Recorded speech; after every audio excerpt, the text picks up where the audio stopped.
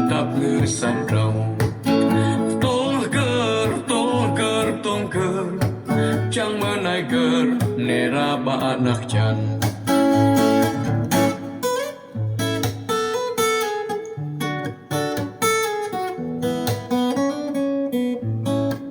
nè mơ mơ u lại po rong ba nặc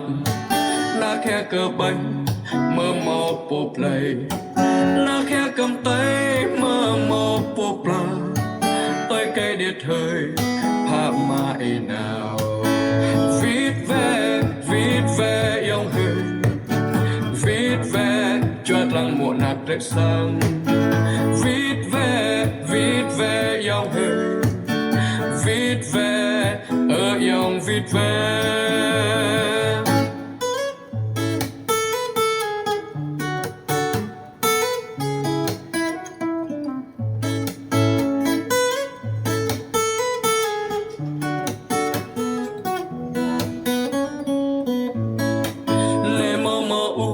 lại po rong ba nặc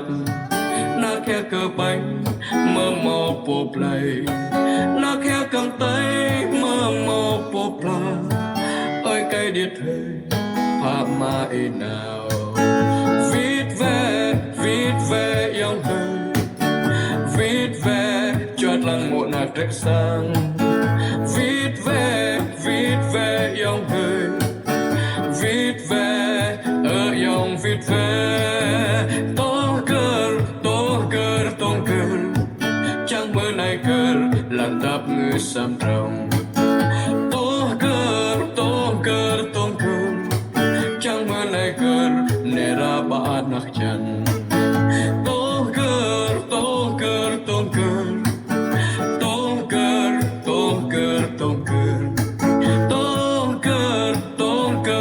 cơ